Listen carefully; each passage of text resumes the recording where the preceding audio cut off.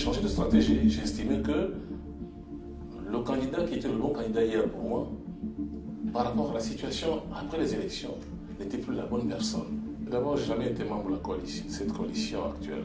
Les choses sont faites, les carottes sont cuites.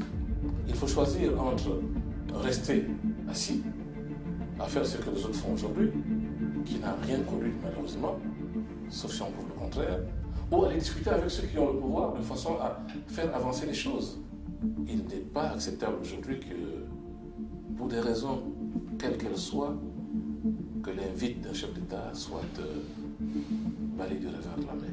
Moi, j'ai quitté le président Biya parce que j'estimais que la politique qu'il s'est fixée au sortir des élections présidentielles ne me sied pas. La CPI est venue se saisir des dossiers, se saisir de toutes les informations nécessaires. Elle est retournée là.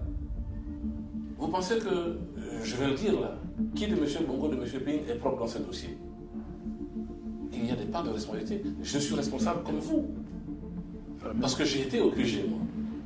J'ai participé, tant mieux que mal, à ce qui s'est passé. J'ai été victime, j'ai été aussi acteur. J'ai été arrêté pour des raisons, je l'ai dit quelque part, d'incompréhension. D'incompréhension parce que justement il y avait un plan B. Mais ceux qui en face gouvernent ou ont gouverné le pays à cette époque et qui sont encore là, ont forcément pensé que le plan B était un plan stratégique, donc un plan militaire. Moi je dis, si je suis appelé, je répondrai et j'ai des informations à apporter qui pourraient peut-être permettre à l'une ou l'autre partie d'accepter de partager la couverture ou de la tirer de son côté. Le mandat, c'est 7 ans renouvelable. Que l'on ne dise pas que c'est l'opposition qui allait acter cette position, qui existe déjà. Vous savez, ils ont dit que j'ai eu 450 millions de francs et une voiture. Mais il se passe beaucoup de choses. Ils ne jouent pas franc jeu.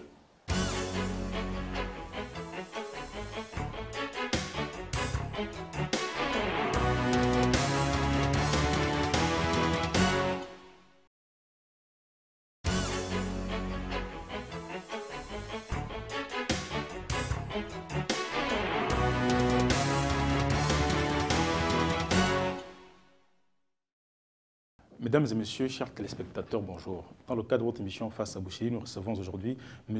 Théophile Makita Niembo, président de l'Union républicaine pour la démocratie et le progrès, avec qui nous avons échangé sur certaines questions. Monsieur Makita, bonjour et merci de nous recevoir. Alors, vous êtes président de l'Union républicaine pour la démocratie et le progrès, tendance Makita Niembo. Peut-on comprendre comment vous êtes en arrivé là? Merci. D'abord, j'ai adhéré à un parti, l'URDP, à la demande de son président, qui a bien voulu qu'ensemble nous allions aux élections présidentielles aux côtés du candidat Jean Ping à l'époque. Et puis, nous avons travaillé ensemble avant, pendant et même après les élections. Malheureusement, quand il fallait prendre position pour le dialogue de M. Jean Ping, le dialogue du chef de l'État, il a commencé à avoir des licenciements. Je me souviens que le président Malolas, président de l'URDP, avait donné libre cours à chacun d'aller prendre part au dialogue qui l'intéresse. Je me souviens également que d'aucuns sont le dialogue de M. Jean-Ping, d'autres non. Et malheureusement, quand il fallait répondre présent au dialogue convoqué par le chef de l'État, la dissension a commencé. Et moi, j'ai pris position avec un groupe de militants du parti en faveur de ce dialogue. Et c'est l'objet de la scission, d'où la mise en place de l'URDP Tendance Makita Niembo qui fonctionne d'ailleurs très bien. Alors, vous avez été membre de la coalition pour la Nouvelle République autour de M. Jean Ping, un proche collaborateur de M. Jean Ping, et finalement vous vous êtes arrêté à mi-chemin et la séparation complète avec M.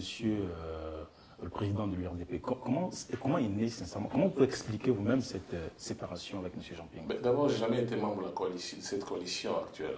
J'ai été membre du Front. Et ensuite, membre du Front et S23, lorsque S23 a rejoint le Front pour faire bloc.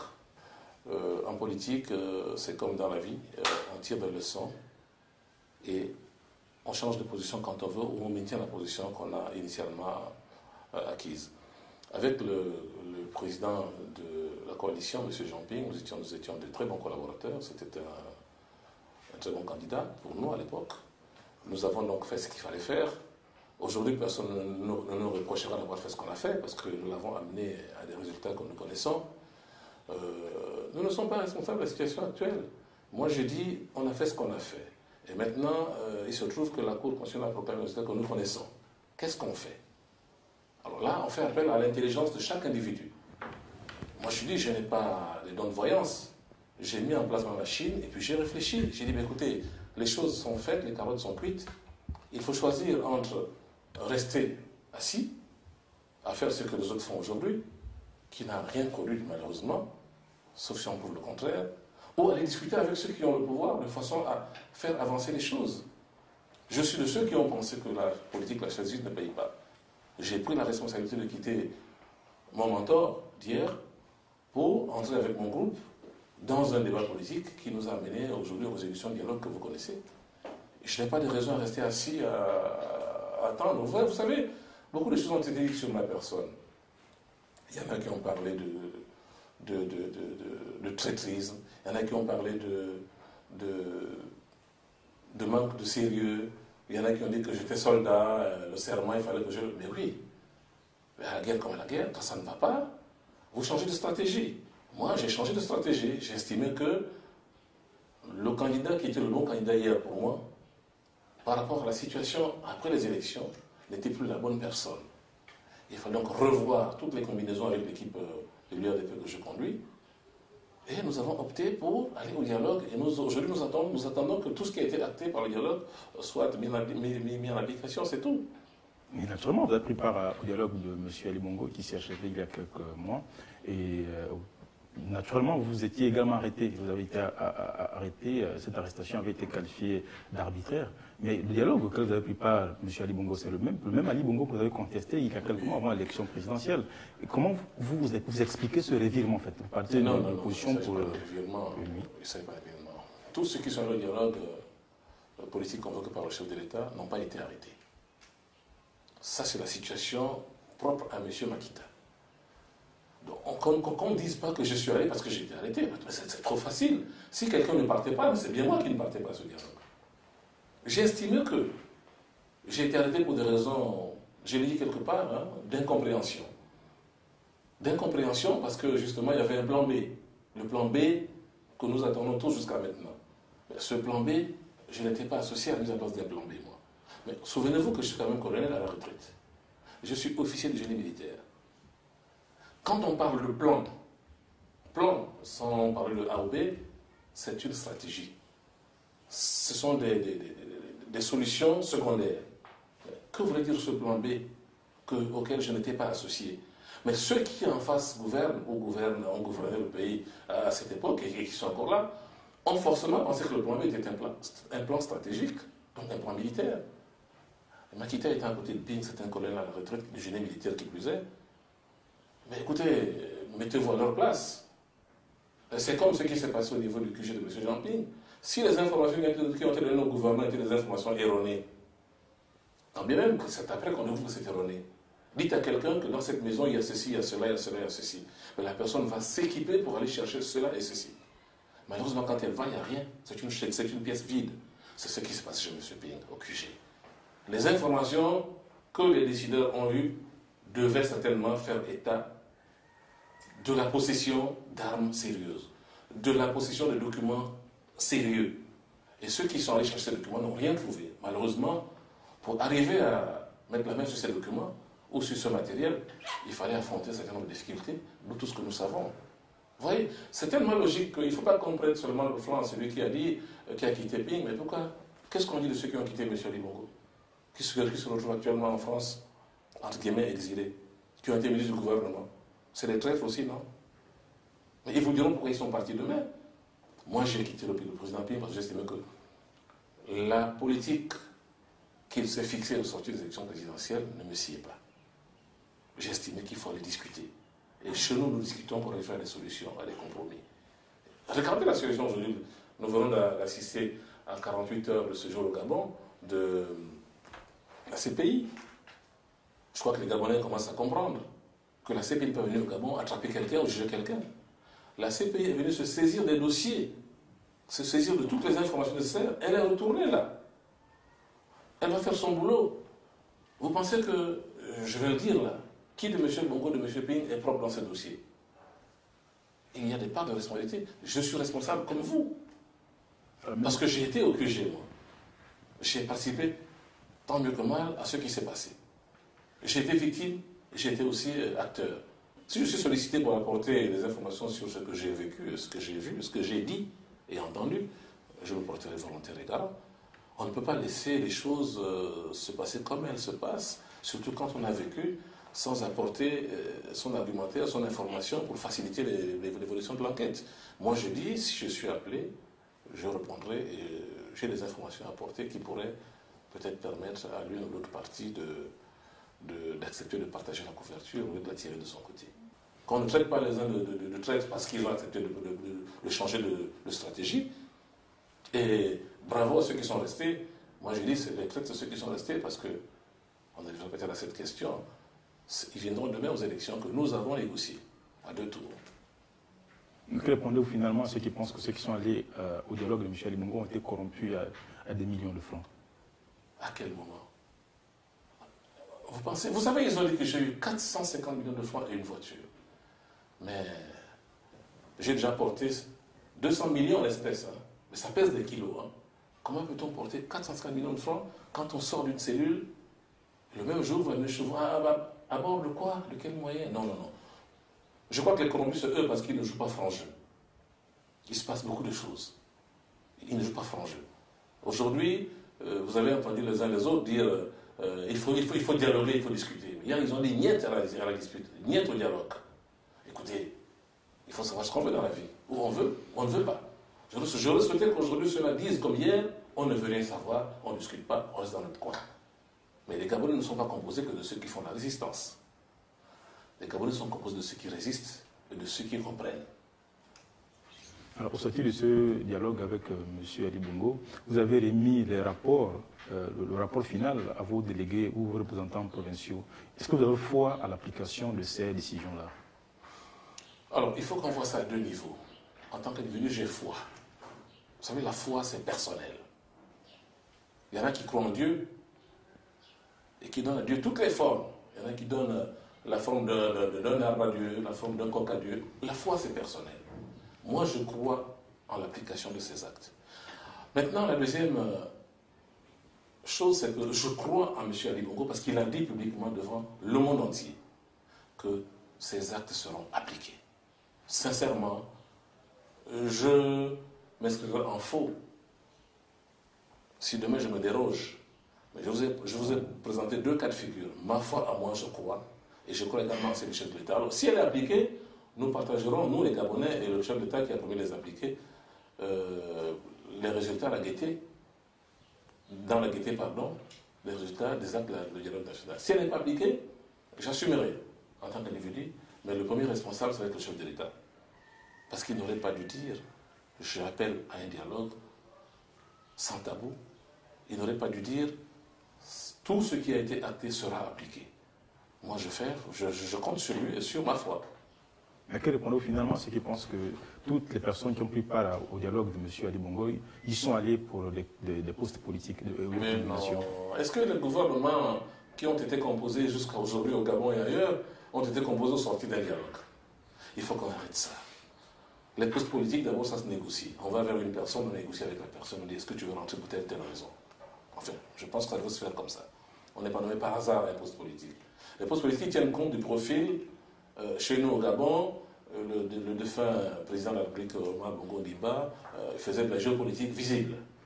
Il disait chaque province doit être représentée au gouvernement. Est-ce que les gouvernements qui ont été composés au Gabon, depuis les Yomba jusqu'à maintenant, ont été faits au sortir d'un dialogue? Qu'on arrête ça. Le dialogue est une opportunité. C'est la situation du moment qui a fait qu'il y ait un dialogue. Il y a eu lieu dialogue, puisque nous n'avons jamais sous-estimé ou rejeté le dialogue que M. Bing a convoqué. Mais c'est l'autre partie qui rejette, qui sous-estime le dialogue que l'autre a convoqué. Au sortir de ce dialogue, il faut forcément qu'un gouvernement soit mis en place. Ou alors que le gouvernement qui est là commence à acter et à mettre en application les actes qui ont été retenus. Il y en a 264. Moi, je dis non. Il faut que les gens soient sérieux. Un dialogue a été convoqué par le chef de l'État, élu, et investi par la Cour constitutionnelle. ce dialogue est terminé. Nous sommes actuellement en train de traverser une phase de latence, une phase calme, une phase vide. Je suppose que les responsables sont en train de préparer le gouvernement, parce que dans les 264 actes que nous avons retenus, l'un d'eux parle de la mise en place d'un gouvernement. Pas de consensus, pas paritaire, mais d'un gouvernement. Au chef de l'État de mettre qui il veut. Mais nous avons acté également que dans ce gouvernement, il faut qu'il y ait des acteurs du dialogue national, du dialogue politique. C'est trop facile d'aller discuter pour une affaire et ne pas suivre la mise en place de son exécution. Il faut que parmi ceux qui ont été au dialogue, je parle de ceux de l'opposition, puisque forcément il y aura la majorité, il faut qu'il y ait des représentants de l'opposition dans ce gouvernement pour qu'ils se reconnaissent dans ce qui va être fait. Alors, sur ce dialogue, une question a causé beaucoup de bruit, c'est la décision de la non-limitation du mandat présidentiel. Vous, en tant qu'acteur politique, vous avez pris part à ce dialogue-là. Qu'est-ce que ça sonne dans votre conscience, savoir que le mandat présidentiel ne sera pas limité? Bon, d'abord, il faut appeler l'attention des uns et des autres que le dialogue politique s'est fait en commission. Moi, je n'ai pas malheureusement appartenu à la commission qui a débattu de ce thème, mais je maîtrise les terrains aboutissants. J'étais à la commission 3, la modernisation de la vie publique. Toutes les questions irrélatives, je répondrai avec aisance. Mais là aussi, je suis très à l'aise, je vais vous répondre. Vous savez, les commissions étaient paritaires. 2 commissions avaient pour mission de régler ce problème-là, la limitation des mandats. La commission numéro 1 et la commission numéro 2. Chacune des commissions s'est prononcée séparément, avec un calendrier de travail différent. Il se trouve qu'à une semaine de la fin, à quelques jours de la fin, autant pour moi, lorsque nous sommes partis en plénière, il est ressorti que la commission numéro 1 est actée pour 7 ans renouvelables, point. Et dans cette commission 1, je précise, l'opposition et la majorité sont représentées à parité. Et comme toute attente, la commission numéro 2, qui avait le même item à débattre, a acté pour 5 ans renouvelables une fois, point. Ça a amené les organisateurs du dialogue à proroger le dialogue de 2 semaines, de 15 jours. Nous, membres des commissions 3 et 4, avions largement terminé notre boulot et c'était l'occasion de peaufiner le travail que nous faisions. Nous ne nous sommes menés ni de près ni de loin à ces débats parce qu'il y a des gens qui étaient désignés pour ça.